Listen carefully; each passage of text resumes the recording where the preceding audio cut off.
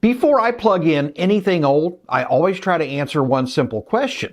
Is this thing going to work? Or is it going to make a noise or a smell or a life choice that I immediately regret? Because with vintage and old electronics, the power switch is not step one. That's how you let the magic smoke out. And as we all know, once the smoke comes out, the electronics don't work anymore. So today I'm going to go through the basic inspection that I do before I power up old gear. You know, the cord, the outside, the smell test, and finally what's waiting for us inside. Because sometimes the most important repair is the one that you prevent.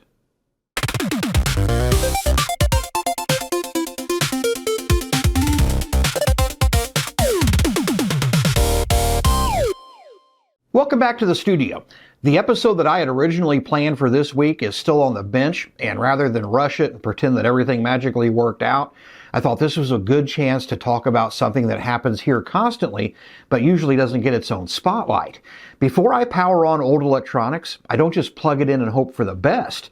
Now, that might be exciting, but, so is juggling chainsaws. But I'm not going to do that either.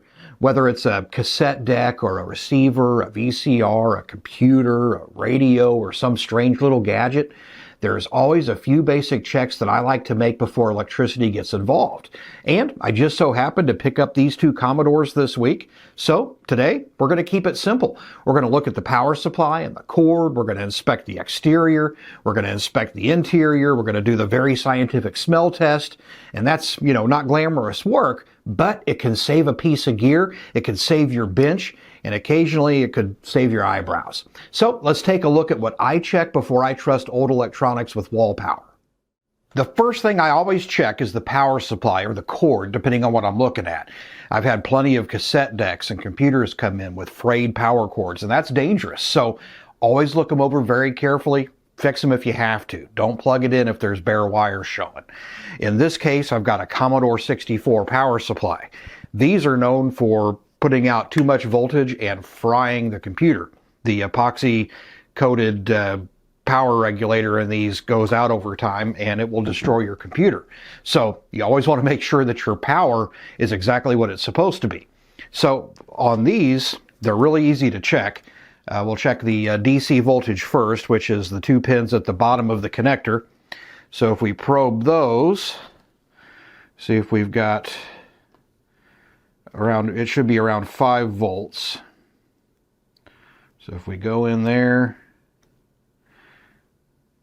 it is showing almost 6 volts. That's too high. That's way too high for my comfort. Let's check the AC voltage.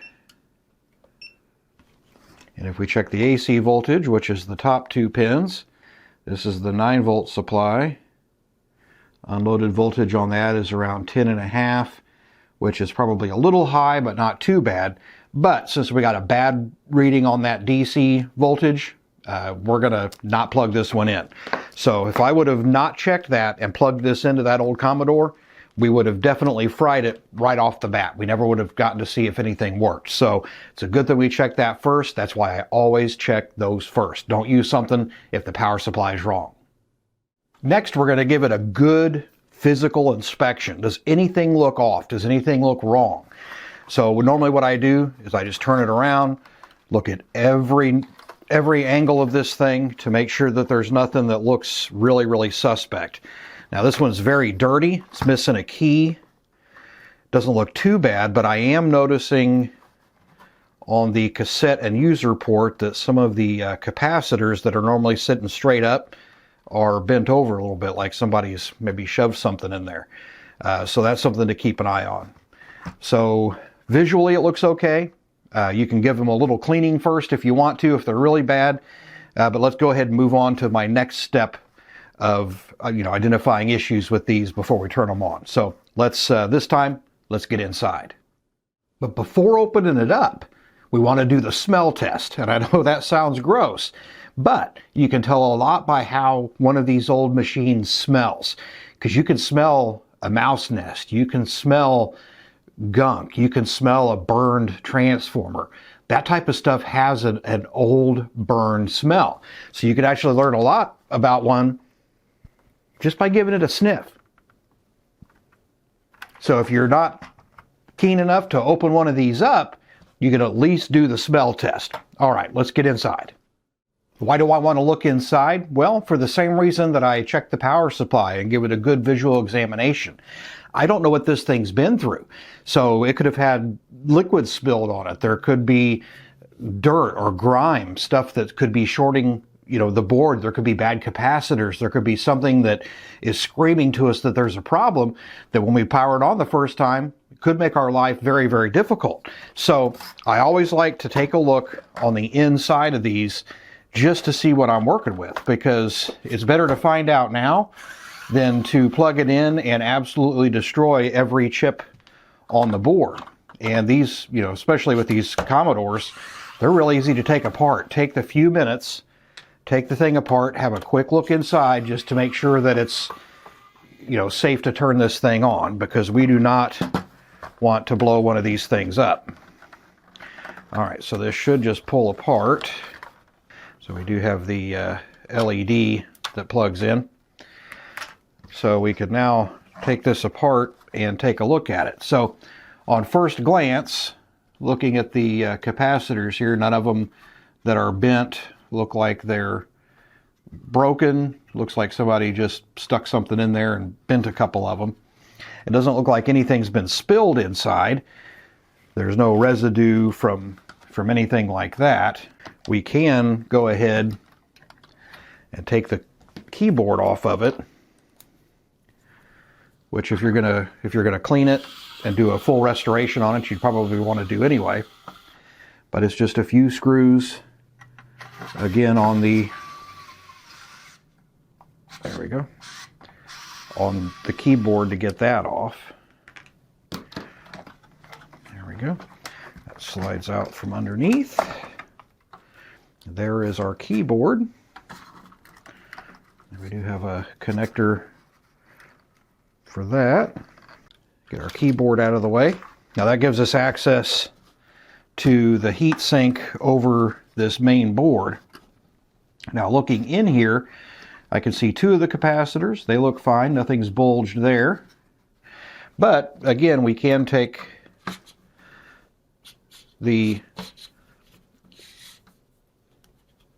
we can go ahead and take the RF shield off of this just to have a look inside. Zip these out real quick, then we can take that RF shield off, have a look inside, just to be sure there's nothing that's glaring to us. So there's one there, then we should have one left to get this cover off. Now we should be able to remove our RF shield. And this gives us a nice view of all of our components. The capacitor here looks okay. These three look fine. There's nothing glaring that looks like it's going to be a problem. So this one is probably safe to power test. We can actually take the whole board out if we wanted to, but we really have no reason to on this one since it looks pretty good. Now if we do retrobrite this case or something, then we could take the board completely out. But it actually looks fine to me. So, we got lucky this time. Nothing inside looks bad. The board actually looks very, very clean, but you never know. So if in doubt, take it apart, have a quick look inside just to make sure nothing looks suspect, and give it that final visual before plugging it in. So that's my most basic pre-power inspection. Now, none of that guarantees that a piece of vintage gear is going to work perfectly. It doesn't mean that the belts are good, that the capacitors are healthy, that the switches are clean, or that the mechanism's going to behave itself. But it does give you a fighting chance. The power cord or the power supply tell you whether the thing is safe to handle or safe to use. The exterior, well, that tells you what kind of life it's lived. The smell test can warn you about burnt components or moisture or mice. And the inside usually tells you the real story.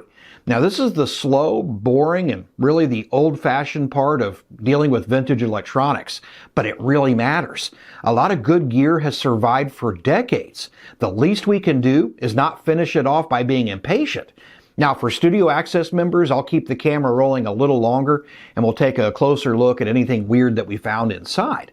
All right, well, thanks for watching. Thanks for hanging out in the studio. And remember, just because it has a plug doesn't mean it's ready for the wall. Happy vintage computing.